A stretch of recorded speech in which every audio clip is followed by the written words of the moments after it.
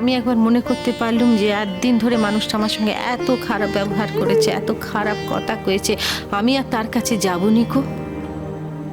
আমি যদি তার অসুখখানা সারিয়ে দিয়ে হেতা থেকে চলে যেতুম, কেউ পারতো আমাকে বাধাখানা দিতে? কেউ পারতো না।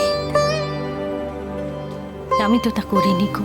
সেদিন যদি আমি হেতা থেকে চলে যেতুম, তাহলে এত বড় ঘটনা কোনোদিনও ঘটতো নি।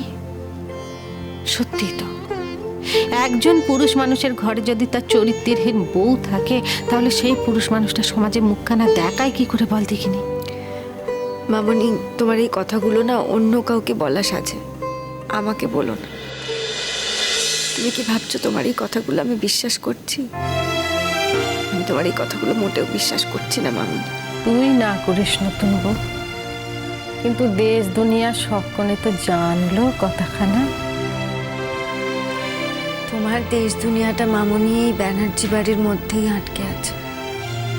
এই ব্যানার্জি বাড়ির উঠোনের বাইরে এর কোনো দাম নেই মামনি।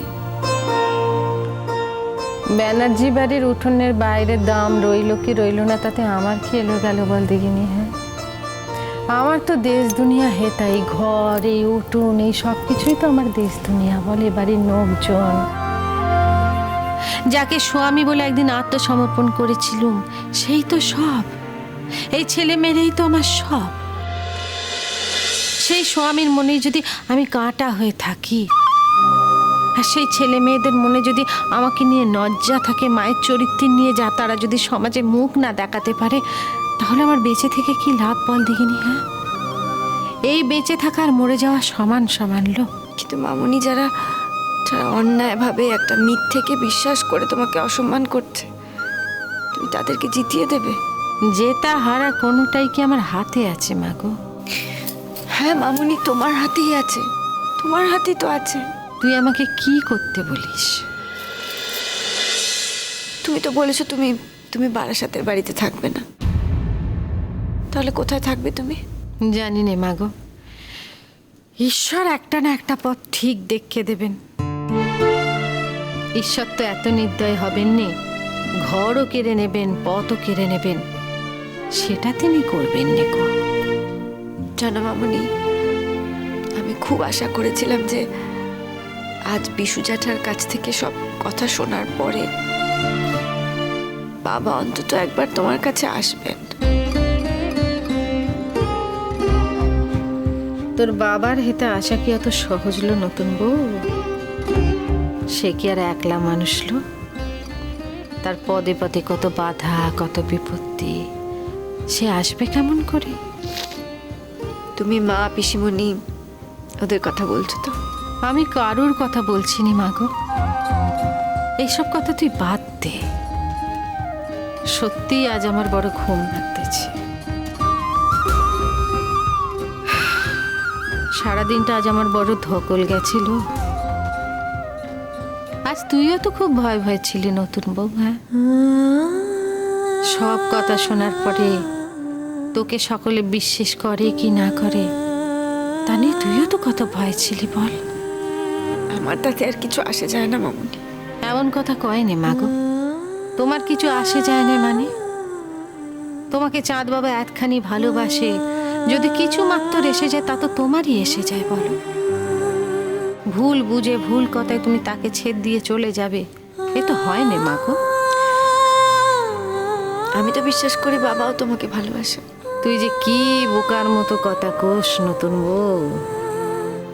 একটা সত্যি কথা বলো তো মামনি, তোমার তোমার ভিতরের মনটা কি এটা মানে না যে বাবা তোমাকে ভালোবাসে? সত্যি কথা যদি বলিস নতুন বউ, তাহলে একটাই কথা বলবো, আমি হলুম গে ভিখিরি। তোর শ্বশুরের দয়াকে আমি ভালোবাসা বলে ভুল করেছিল।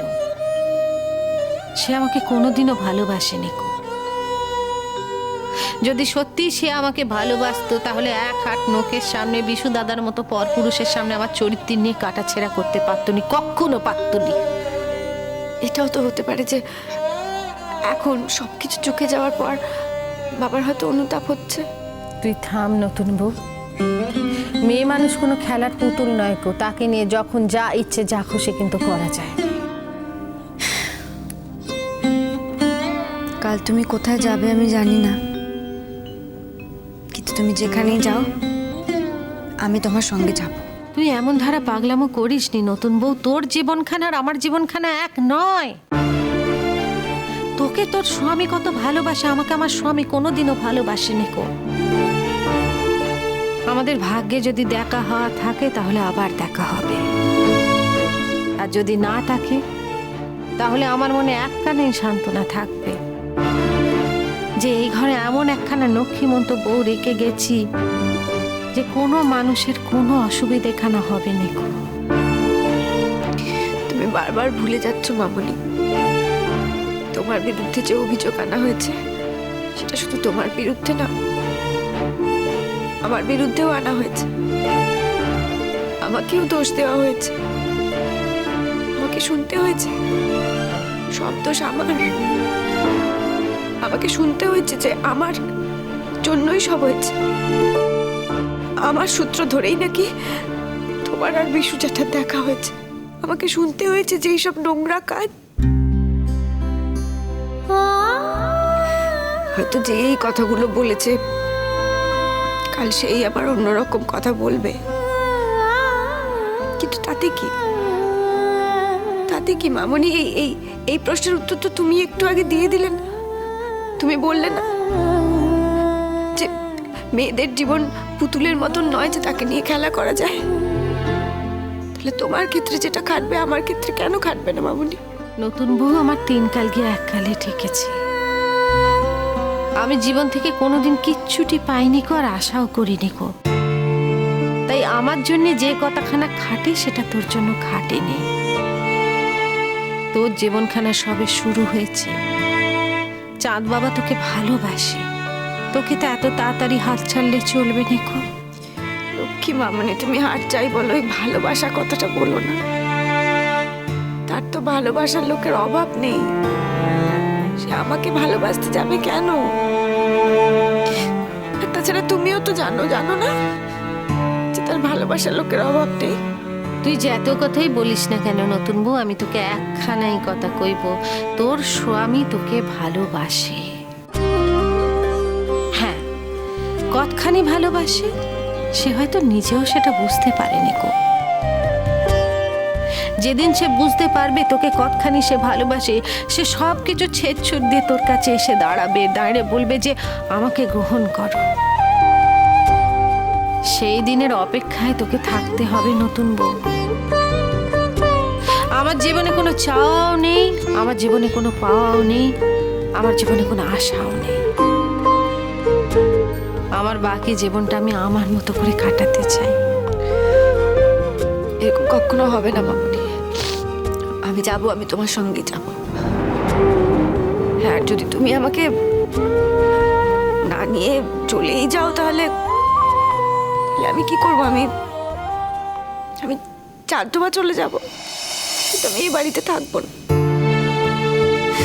তার থেকে বড় কথা হলো আমি তো তাকে কথা দিয়েছি যে আমি চলে যাব, আমি এই বাড়িতে থাকবো না। সে কি এটা মেনে নিয়েছে? শুধু মেনে নেওয়া নয় মামুনি, আমাকে বারবার জিজ্ঞেস করছে আমি কবে যাব। নতুন বউ, তুই বড় অবুঝ, তুইও বড় ছেলে মানুষ লোক। আমার ছেলেটাকে তুই এতটুকু বোঝার চেষ্টা করিস না। অনেক হয়েছে মামুনি, আমি আর কাউকে কিছু বুঝতে চাই না। তুমি বলো তো, তুমি কালকে কখন যাবে বলো আমায়, আমি সব গুছিয়ে টুছিয়ে রাখবো। আমি যাওয়ার আগে তোকে ডাকবো।